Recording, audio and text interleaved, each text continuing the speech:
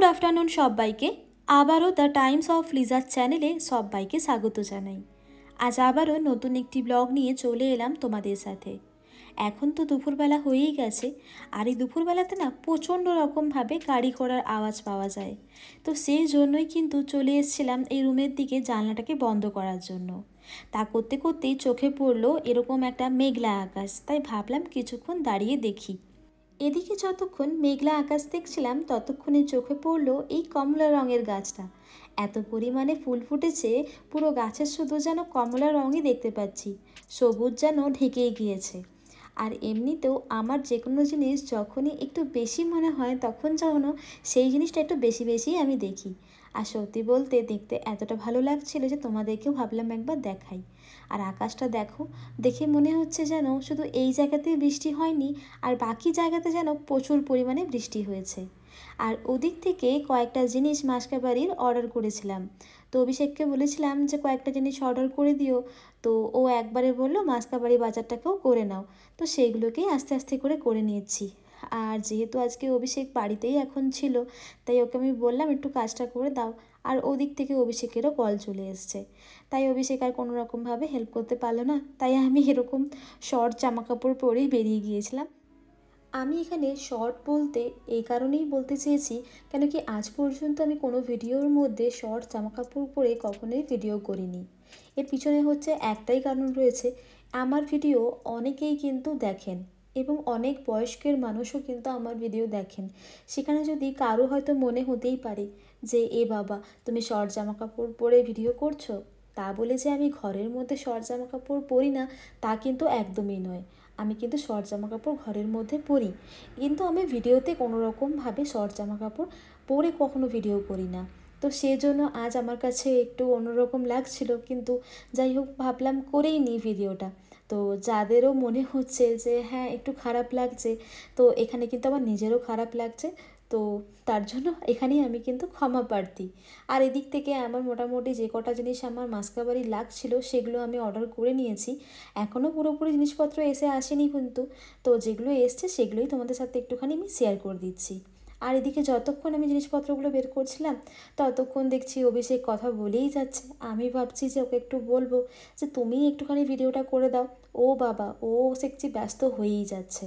তো ঠিক আছে, কোনো অসুবিধা নেই। আর তোমাদেরকে না পরে পামকিনটা একবার ভালো করে দেখিয়ে দেবো, কতটা কিউট আর কতটা ছোট্ট একটা পামকিন, তোমরা নিজেরাই বুঝতে পারবে যে কতটা সুন্দর। এই পামকিনটাকে দেখার পর আমি মনে মনে এত পরিমাণে হেসেছি যে আমি শেষ পর্যন্ত অভিষেককে বলেই ফেললাম যে এত ছোট্ট পামকিনটা কোথা থেকে তুমি পেলে। তো আমি বুঝতে তো পেরেইছিলাম যে আমি যেখান থেকে অর্ডার করেছি সেখান থেকেই পেয়েছি, কিন্তু এত ছোট পামকিন যে হয় আমি নিজেই কল্পনা করতে পারিনি। তো এখানে আমার মোটামুটি সব কটা জিনিসপত্র আমি বের করে নিয়েছি। এবার তোমাদেরকে আমি দেখিয়ে দিচ্ছি কত ছোট্ট একটা পামকিন।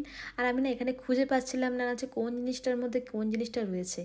তো আমি না প্রথমে এই বক্সটাতে ভাবলাম কী নিয়ে এসছে, তারপর বুঝতে পারলাম যে আমি একটা ঘি অর্ডার করেছিলাম, তো সেই ঘিটাকে না এরকম করে র্যাপ করে দিয়ে দিয়েছে। সত্যি বলতে আমারও খুব ভালো লাগলো যে এত সুন্দর করে র্যাপ করেছে, কেন কি অনেক সময়তে কি হয় না, ঘি তো কাঁচের ডিব্বায় থাকে, সেটা হয়তো ভেঙে যাওয়ার ভয় থাকে। তো সেই জন্য দেখলাম বেশ ভালো রকমভাবেই প্যাকিং করে দিয়েছে। এখন জিনিসগুলোকে একটুখানি মিলিয়ে নিই, তারপর রেখে দিয়ে আমাদেরকে একটু বেরোতে হবে। এই কয়েকদিন ধরে কোথাও আর বেরোনো হচ্ছিল না, তাই সেই জন্য কাজগুলো না একদম পেন্ডিং রয়ে গিয়েছে।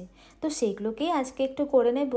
আর তাছাড়াও অভিষেকেরও আজ একটা কাজ রয়েছে অফিসে, একটা জিনিস ডেলিভারি করতে হবে, সেই জিনিসটাকে ডেলিভারি করে দেবে।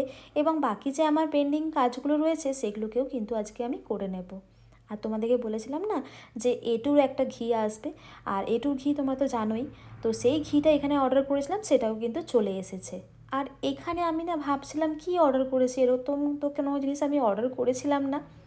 তারপর বুঝতে পারলাম এখানে রয়েছে কাঁচের ডিব্বায় একটা জ্যাম। তো সেটাই না এরকম সুন্দর করে মুড়ে দেখো দিয়ে দিয়েছে। আমার দেখেও ভালো লাগলো যে জিনিসগুলো সুন্দর করে কিন্তু ওরা একটা মানে একটা র্যাপ করে ওরা দিয়েছে, যাতে কোনোরকমভাবে ভেঙে যাওয়ার ভয় না থাকে। তো সমস্ত জিনিসপত্রগুলো এসে গেছে। আর তোমাদেরকে বলেছিলাম না পাম্পকিনটা দেখো কতটা ছোট্ট একটা পাম্পকিন। তো দেখো আমার হাতের মুঠোর মধ্যে চলে আসছে এই পাম্পকিনটা। জিনিসপত্রগুলোকে রেখে দেওয়ার পরই আমি বেরিয়ে গিয়েছিলাম, এবং বাইরে এসে যে পেন্ডিং কাজগুলো আমার ছিল সেগুলো মোটামুটি আমার কমপ্লিট হয়ে গেছে। আর ভাবলাম যতক্ষণে অভিষেক জিনিসটাকে ডেলিভারি করতে যাবে ডেলিভারি অফিসে, ততক্ষণ আমি একটুখানি পেট পুজো করে নিই। ওই যে রাস্তার মাঝখানে দেখতে পেলাম এই পাওভাজির দোকানটা, আর সঙ্গে সঙ্গে আমরা দাঁড়িয়ে পড়লাম একটু খাওয়া দাওয়া করার জন্য। সত্যি বলতে না, আমার না পাওভাজি খেতে খুব একটা যে ভালো লাগে তা তো বলবো না, কিন্তু আমার মাঝে মধ্যে খুব ভালো লাগে। আর অভিষেকের ভীষণ পছন্দ পাওভাজি। আর ওদিক থেকে ও কতটা স্মাইল করছে তোমরা দেখলেই বুঝতে পারবে যে কতটা খুশি হয়ে গেছে। তো যাই হোক, এখানে আমরা খাওয়া দাওয়া এখন সেরে নিচ্ছি। আমি অভিষেককে বললাম ভালো লাগছে, তো বললো হ্যাঁ ভালো লাগছে। আর এমনিতেও একটু বাইরের খাবার খেতে একটু বেশিই ভালোবাসে। আর তা করতে করতে আমরা কিছু জুস অর্ডার করবো ভাবলাম, কিন্তু জুস ওখানে পেলাম না। কিন্তু ওই যে রোড সাইডে থাকে না বিভিন্ন রকমের ফালুদা, বাদাম শেক, ওগুলো, তো ওখান থেকে আমরা একটা বাদাম শেক এবং একটা ফালুদা অর্ডার করে নিয়েছিলাম।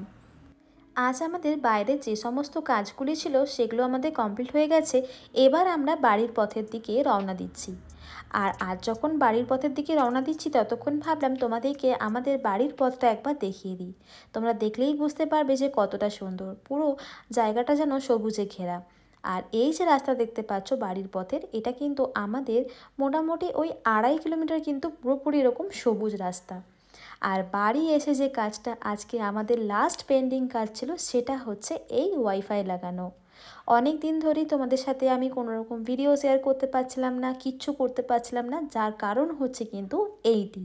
তো যাই হোক, আজকের পর থেকে কিন্তু আর কোনো রকম অসুবিধা হবে না। আজ আমি আমার একটি ব্যক্তিগত মতামত তোমাদের সাথে শেয়ার করব।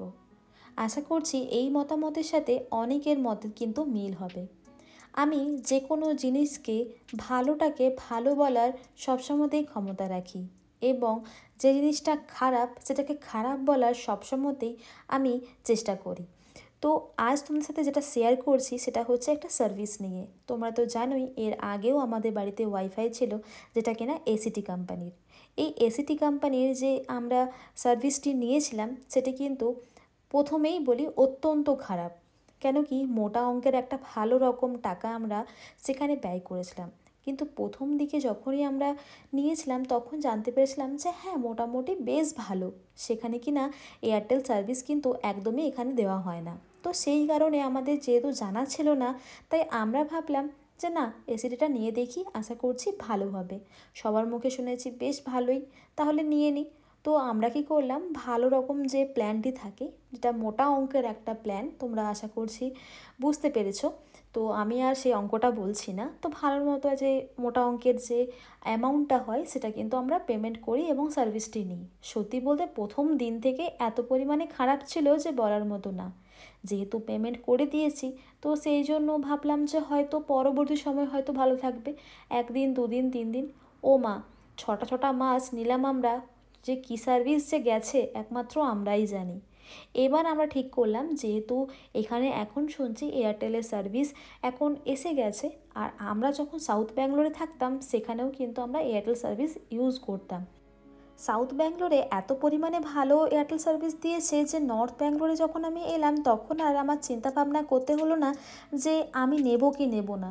তো একবারেই কিন্তু আমরা ঠিক করে নিলাম যে এয়ারটেল সার্ভিসই কিন্তু এরপর আমরা নেব। আর তার থেকেও বড় কথা, এত কম প্রাইসের মধ্যে এত সুন্দর একটা সার্ভিস আমি নিজেও কল্পনা করতে পারিনি।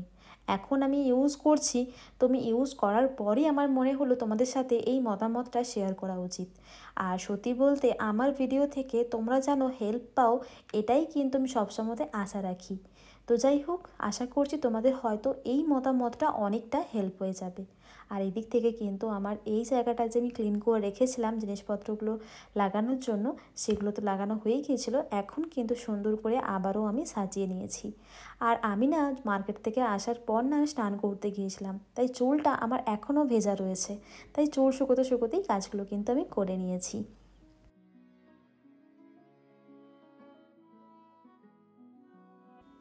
এই তো ঘরটা আমার মোটামুটি গোছানো তো হয়েই গেছে। তোমরা তো দেখতেই পেয়েছিলে যে ঘরে আসার পর ঘরের এই অবস্থাটা ঠিক কীরকম হয়েছিল।